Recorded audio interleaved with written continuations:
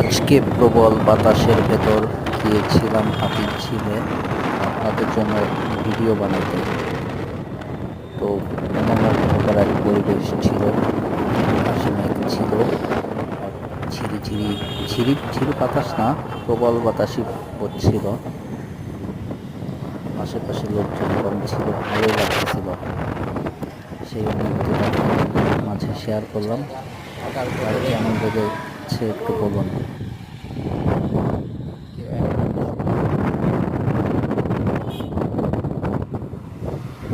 সময় কাটানোর জন্য খুবই সুন্দর একটি জায়গা।